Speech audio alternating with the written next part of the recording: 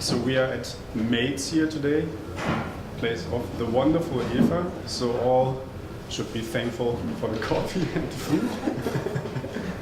And yeah, for those that, hopefully that works, no? But it doesn't. Okay. So for those who don't know us or that are new, so Creative Mornings is happening globally in multiple cities in the world. Every month we're having a different topic, we have a different speaker, we are in different locations. The Munich team has been for a break for the last 2 months, so we are very sorry. But there has been a baby traveling the world and changing jobs, so life happened. So sometimes we can't plan that, so very sorry, but we are back. So, yay!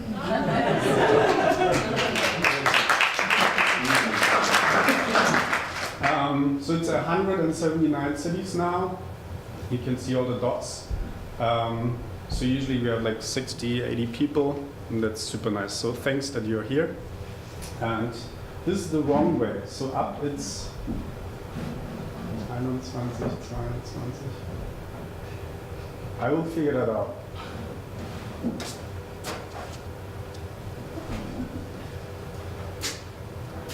I'm sorry. So yeah, thanks again to the Mates, which is a co-working space. They are here in the Tierstraße. So if you're a freelancer and need a space, or you want to have a nice fancy meeting with a good coffee, then you should call Eva and be here. And also, of course, big thank you to our wonderful team. That's the people with the badge, our video guy, our helpers, the guy at the entrance. And of course, we are always looking for sponsors. If you have a food startup like Free Bears, please get in touch. We are also happy to taste and sample your porridge to the cat community. And of course, we're always looking for speakers. If you are a digital nomad and you like this Instagram stuff and Twitter, then please use those hashtags. So we can spread the word how amazing Christian and Mates is. And this topic of not a bad winter day, it's actually quite sunny and nice, so it's a bit rough. So I'm actually pretty curious what you're going to make out of it. So please don't depress everyone. And I'm very happy to introduce my very good friend, an amazing guy, Christian. So have fun.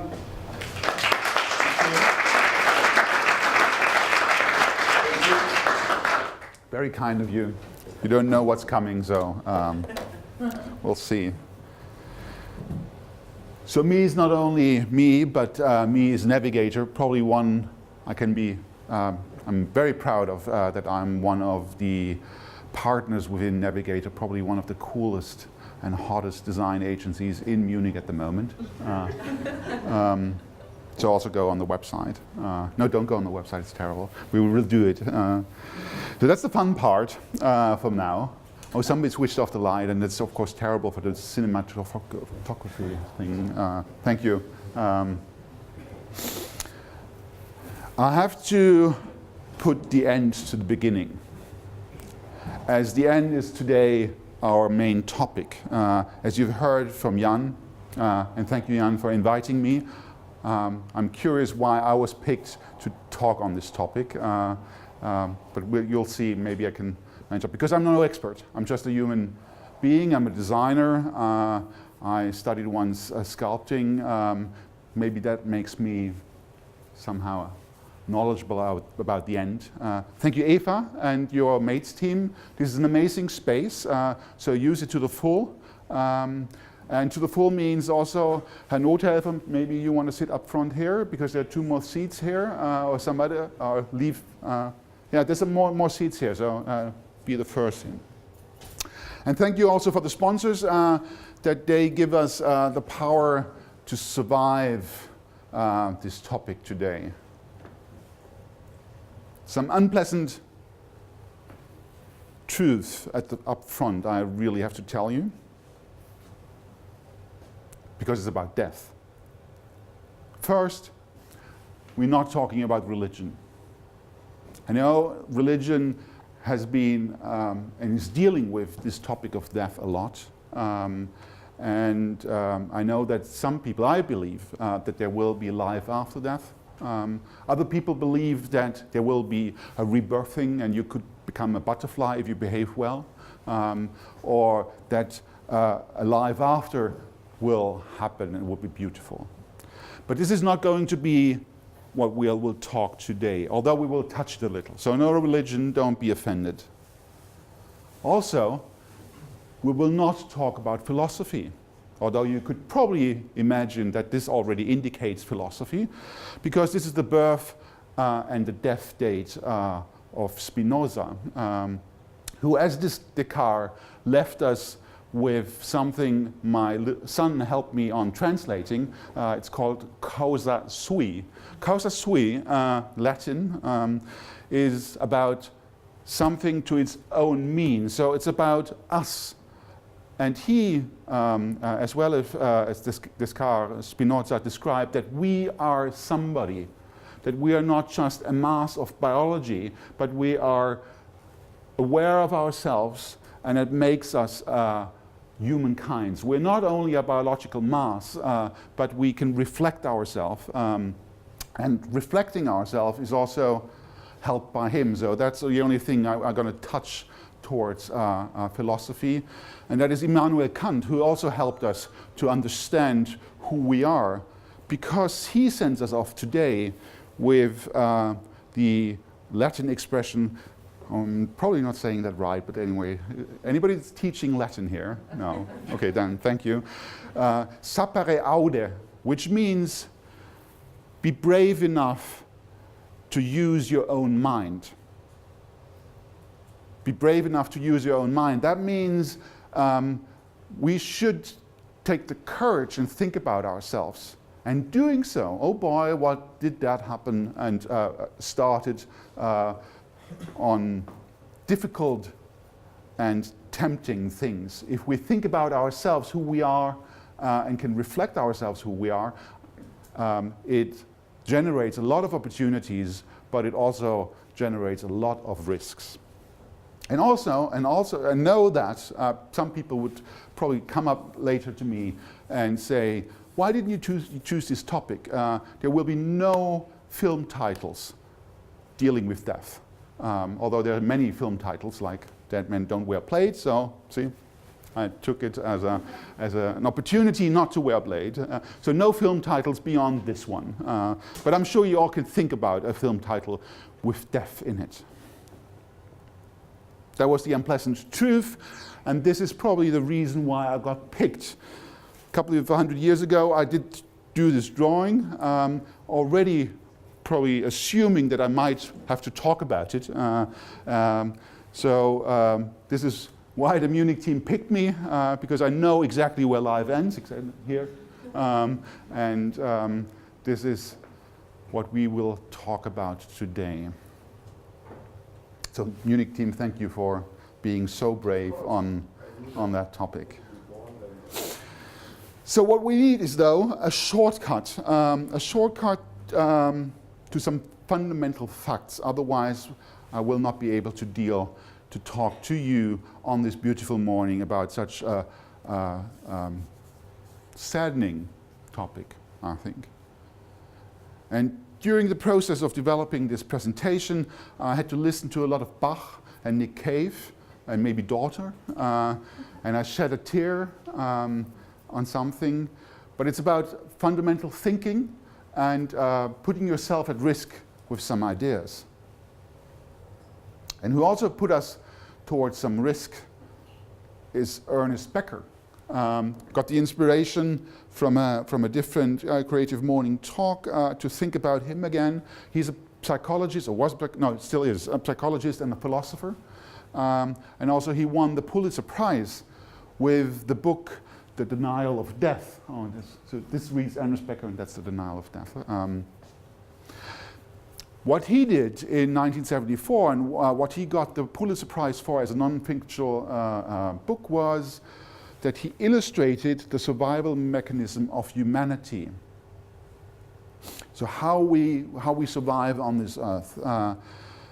Because we have a dualistic nature. One is the physical self, and the other is the symbolic self. So we always, no matter how we act and think, we always split in these two levels. One is, again, biological mass is that we eat, sleep, bleed, that we're a hump of a mountain of cells somehow arranged, and that we get born and die and decay. And the other thing is that we, as Immanuel Kant pointed out, started to think about that and generating a symbolic self that tried to fight our knowledge of mortality. So we know that we're going to die, and we don't like that. It's understandable. I mean, it's beautiful outside, beautiful people here, lovely food, excellent coffee. Why should you die? But you do. I do. And to fight that, Ernest Becker reflected on three major mechanisms how to survive that. The first mechanism, okay, I said no religion, but of course this has to be mentioned. One is religion. To fight our mortality and to find a way of believing in immortality, we came up with the idea of there will be a life after. It's a neat mechanism, isn't it? I mean, you're gonna die, but hey, let's think about it. Maybe there's something afterwards. There will be a life afterwards, and there will be, for some, a rebirth. But religion, as this mechanism of self-reflection and self-belief, often causes more debt than actually it generates the hope for life. The other strong column of why we can generate a belief in immortality is love. And love, being loved, and dying generates something like people remember you. People moan about you. And this knowledge that people could actually shed a tear about you not being here anymore, or your biological mass not being here anymore, is some relief. And also, of course, with a lot of love and a little touching, you reproduce yourself. And of course, that also helps to be not immortal, but to give this idea of, oh yeah, I planted myself towards the future. I generated me in a somebody else to some extent, at least half of it, or a little less. Us men, a little less. So the remembrance of that you will be loved after your death generates immortality. And last but not least, this is the third column of the idea of Ernest Becker, and also I think a strong school of philosophy behind that is creativity. And probably you all, who's in the creativity business here? Okay, thank you very much. We get some moving later on also, so it's not going to be all too sad. Okay, creativity has an impulse that could be linked to immortality. You do something that lasts longer than yourself in this world. Your intention is that your work that you put in there, your idea, your love, your care, will be transferred into a much longer time frame than yourself and your biological mass. That you can and will be remembered by your work, which is of course a lovely thought. But if all people think about that, that's a lot of things to be remembered. Anyway, it's an impulse, it's a power, how we can deal with death and suggest to ourselves that we're immortal.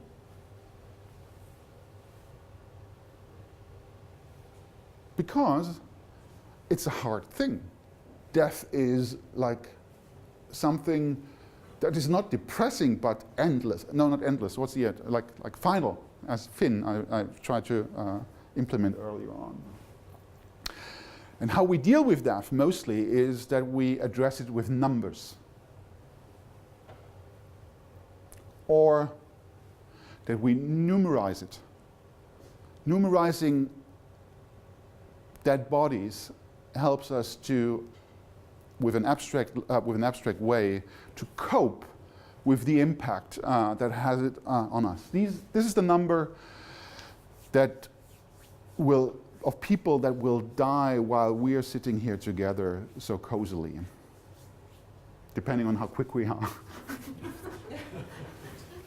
Just in Munich? No, in the world. I'm sorry. Just in Munich. Thank you. Oh, yeah, that would be. I would go into the funeral business if that would be. But we're not talking about opportunity. This is a number which is totally abstract to us. If this is the people who will die within an hour. But probably this is the only way to survive that fact. And numeration of death also helps on crucial facts. This is the number of people who died during the Yugoslavian wars, which I witnessed being at the border when it started, but not really, not in a real touch, but this is close to me. The closest impact I experienced of people fighting over a cause of love and power. Still recent. And big.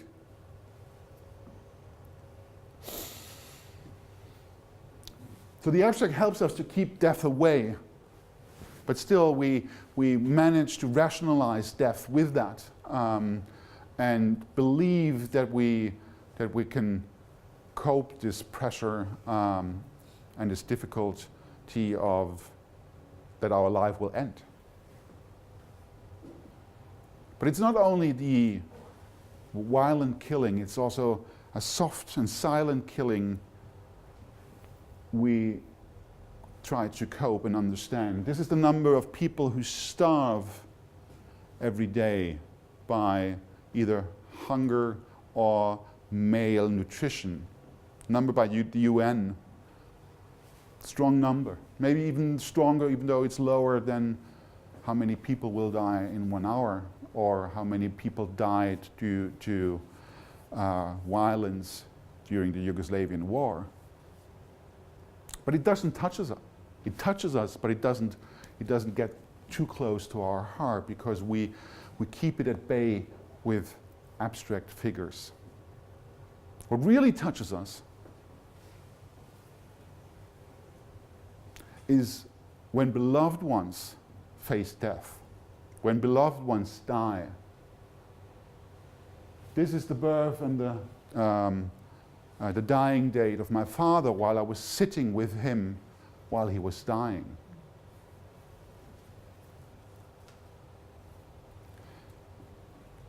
This is the birth and the death date of a close friend and supporter whom I had a phone call knowing that it was the last phone call and that he will die afterwards, which is very hard.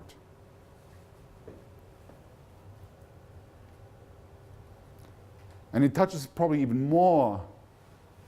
This is the birthday and the death day of my mother, where I had to authorize at 4 o'clock in the morning to switch off all the machinery so that she would do her last breath. And still, I have difficulties. I mean, I have memories, but I have difficulties to deal with it, and the help of numbers is something that I can manage and even talk to you today on that matter.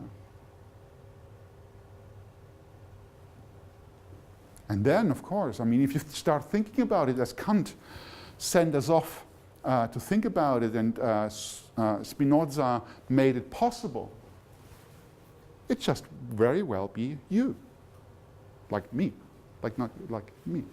I mean, crossing the street with headphones on and driven over by a city bus could happen. So if death gets personal, it is difficult to foresee it, it is difficult to understand it. But what would happen? Oh no, too early, one too early. So this is me, still no number. But there's a constant fear when I die that I will not be able to finish what I have started or what I wanted to achieve. Maybe driven from these two columns Ernest Becker sort of structured it by saying, okay, I'm a religious person, I'm also a creative person, and these two things make me conquer this world, and I want to do some things and achieve things, and maybe all of a sudden it will not be possible. Maybe from now another 40 years and I will not be able to draw anymore. Some colleagues say I can't, but that's a sidekick. So what if we could imagine our death? Would we be able to do that?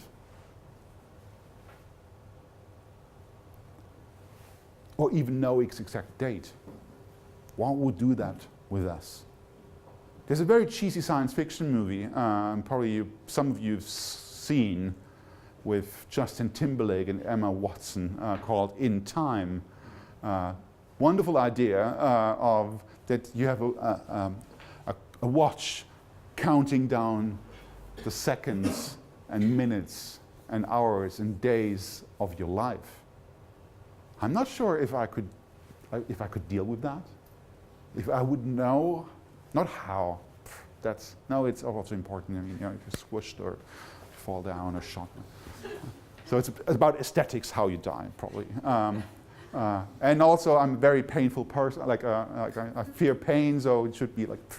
All of us probably had that idea once. If you want to die, you want to sleep away, or you have this image of how, if you have to die, how it's going to be, and if you can have a cigarette up front. But also the knowledge of when and not knowing when makes it difficult to manage this pressure that's on you. And this staring understanding of time and mortality from time to time is being reflected through art. There was a key performance during the Documenta 9 where the artist stood in Kassel in front of the Frizianum and stated he will be back in 20 years' time. Which is, an easy sentence to say, but how daring is that to challenge life and challenge death, that he will manage to be back in 20 years' time. He actually went back 20 years' time on the exact date he promised to do, but he could have died in between. You don't know. We don't know. I don't know about myself. So it's difficult, and this was only a promise, but the truth is probably even harder to manage. But reflecting that, death should not be a surprise. If we act differently, if we reflect the situation that we are mortal, that we cheat ourselves a little, while we think it goes beyond, that this is a power source, why it's going on to some, or a pressure source to some who say, oh, it will end when it ends. But the survival mechanism of humanity, if we follow that, by Ernest Becker, there are also some chances. One, that you could actually create something that leaves something behind as a creative person. The other is that you could actually create something in the cultural dimension of moaning. Or you could even go into transferring your impulses and working on the dying logistics because it's a business. You could also start looking at it in some different cultural reflection, where wit, and most often, and I'm trying this as well here to this heavy topic, where humor is being addressed. And for people moaning, it is a bridge back into life to cope with this heavy impact of that we will all end. So humor helps. And sometimes you generate even an effect that has a great success if you address the opportunity of the moaning and the ones that are left behind. Mozart did on the Requiem. It's a smash hit and the most played classic music piece in Western world for funerals. And some even managed to face death and take an opportunity out of it and push it really far, as it could be very efficient to face death, and against all odds, you tip the odds in your favor. No, this is wrong. This is wrong, and therefore this is why we have to quote here the Swedish artist Carl Friedrich Reuterswärd, who died last year. So we're not talking about efficiency of death here, please, but about mortality and our belief in why immortality could be a help by religion or philosophy or love or creativity. And allow me to be a little tribal here and go down into the creative process and design, and how this impulses from death help us on surviving creative processes. So if death is not being addressed personal, but in a process, often things happen that intimate, beloved things you really care about, you're really involved, your daily work, your situation, your ideas, find an abrupt and final end.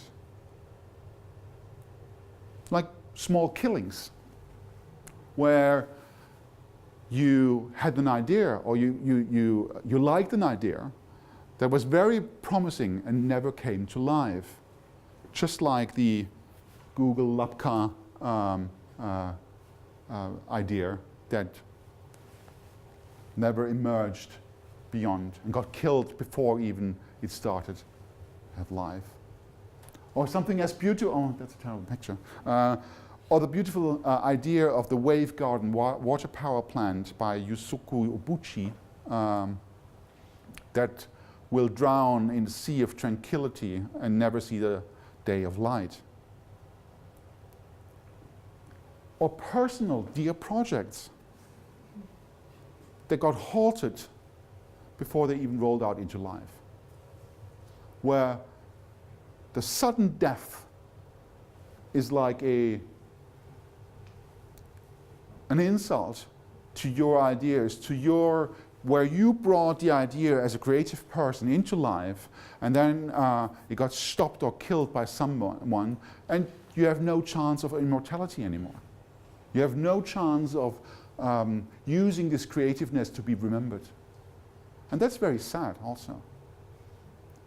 And it's a good thing that I'm allowed here to moan on that and show you. So I planted some of it in your heads, and maybe it lives on there for a while, like the Maxl, an airport transportation system that should have been installed in Munich.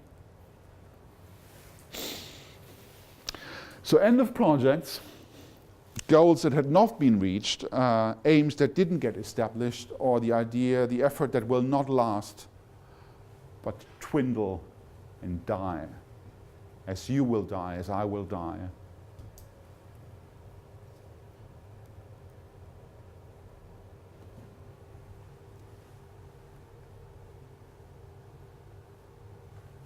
And it happens every day.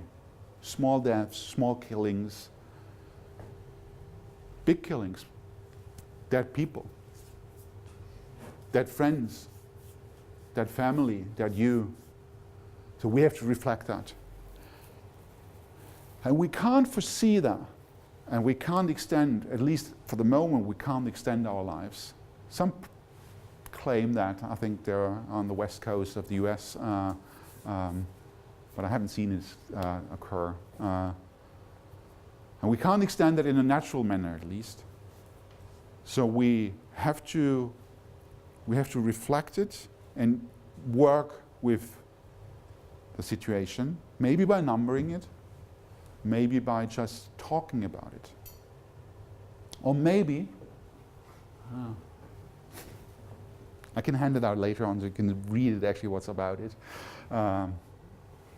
With reflecting that in every beginning lies already an end. And if you start to realize that, and if you start to plan that, you could actually start think circular.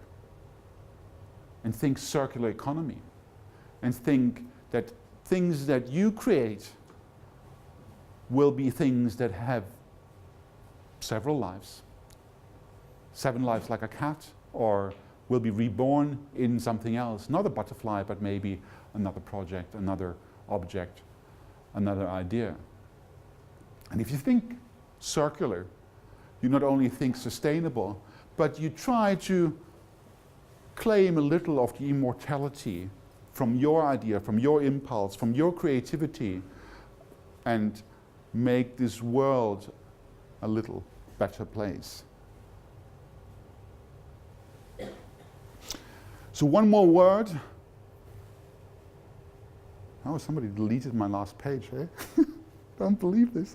There was supposed to be one more word, but this is not it. This is not the one more word.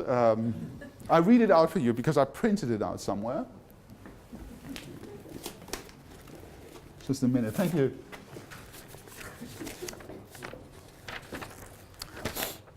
No, I have to count on your creativity here. So imagine this wonderful person who unfortunately died and who was loved by all the people in the village. We're thinking village here because it's much more cute. And it's snowy and cold, and we all come back from the cemetery, and now we go into the only bar restaurant in town or in the village and celebrate this person. So imagine this, yeah? And it's drinks, and we remember lovely times with the person who died. This is how we not only can moan but reflect. And this is the one more word.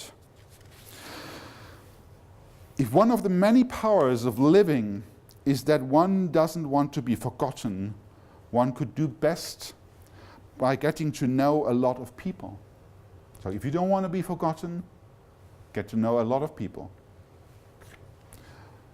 Get them to know well and care for them. And they will remember you once you're dead. And that will ease the fear just a little.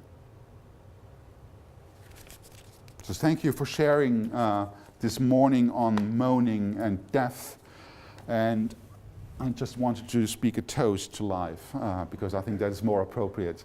So more up to discussion and to this way. To questions. Thank you.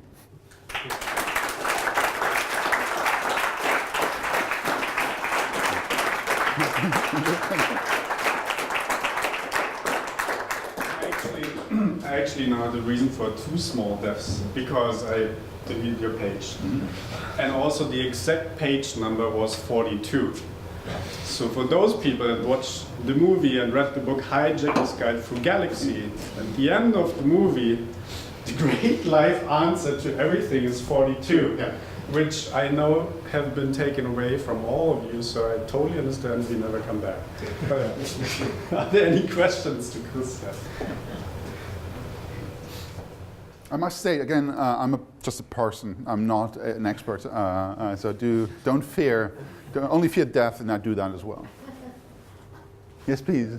Your comment that you said also the projects die remembered me that I once saw a presentation of an agency who created a graveyard behind their office where they bury dead projects, really with a gravestone, where they wrote in when it was born, who worked in it, was the reason why they died, and it was great, but then there's hundreds of stones there. And that was a nice. It's a good way of because there was also so much passion and love in the project. Yeah, and creativity, and that is of course the aim of immortality. But hopefully there were not too many, so it's not a stone field, because then I would question the agency. Yeah. If not, I mean it's a very grim topic if one thinks about it, particularly when it's a sunny day and you're such a live audience. Please. Hi, my name is Jeff, and I became so sorry, but I got the circular part, the circular economy thing, and I was wondering if it's something that happens naturally, like dying, or is it something that I have to exercise every day? And if so, how do I do it? You repeat just the last sentence because it would have... I was wondering if the circular economy thing, that things just are reborn somehow and they continue somehow. Is it something natural, like dying? Or is it something that I need to exercise every day? So in every project I have to have kind of whatever thing at the beginning. So I already have 25 alternatives. So if alternative 1 dies, I go to 2. And if 2 dies, I go to 3. Or is it something that comes naturally? Well, death of not projects, but results of the project, I think come naturally. I mean, there will be the newspaper of yesterday is the newspaper of yesterday. It should, like it's almost dead. Maybe it goes into an archive for a while. It's like a gravestone, graveyard. And a lot of projects we do at this excellent agency Navigator is that they will have a planned end where a new project comes or a new object that we generate. And of course, this can be fight. We will and aim a lot for immortal objects where the lifespan would be, or the object would be so desirable that it will have no age, no end, no death. But usually, 50%, even more of the project, probably you do also have an end.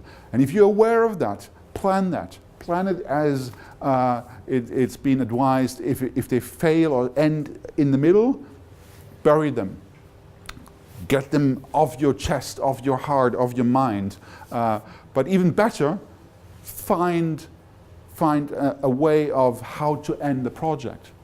And circular economy only plans various rebirthings, so to speak. You don't want to go too religious. We said we know no religion. But you think about the project and its various lifespans, and you give extra life to maybe some elements of an object or an idea that could be revived and have a longer lasting and more sustainable being. But I think almost every object, only a few that are maybe in the Prähistorische Museum, have a lifespan more than 500 years. Okay. Any last words? Any last one? I had one more.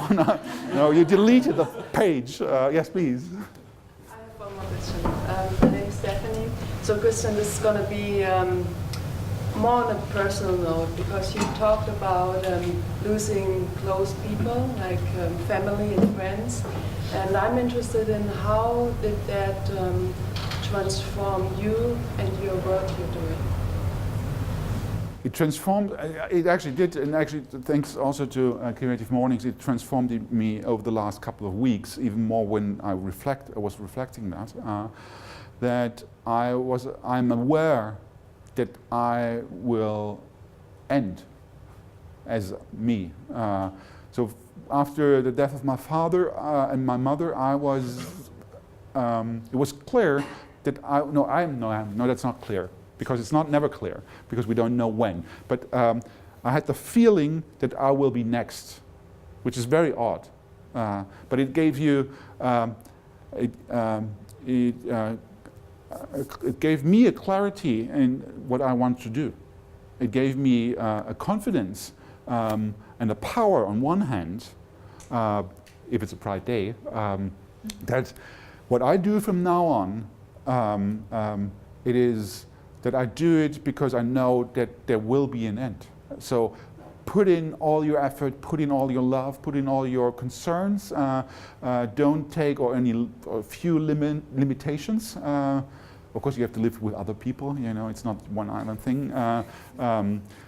And the other, of course, the negative side of it is, if it's negative, is sometimes it can be fearful, where you know that. You have your aim is high and you haven't achieved it, and it worries you, and the bank account is low, and so things that maybe is more a cultural input that has been implanted by your tribe that says you have to reach this and this goal, or you want to achieve this and that. To make a long story short, it made my life more satisfactory, which is odd. I mean, people have left whom I loved, and they're still in my memory. I can't go to the graveyard. It's difficult. But it made my life stronger and richer. But only from a self-reflection. I mean, I dearly miss these people, and I would love to have them back, but it's not possible. That is the outcome of reflecting that. Okay. Now we need some cheerful notes. Thank you.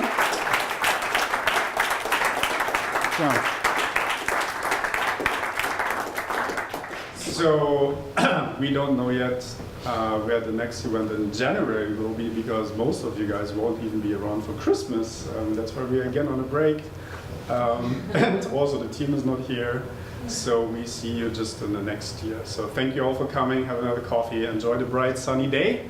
And I actually, I can't add something to it. So I leave it with that. Thanks guys, bye.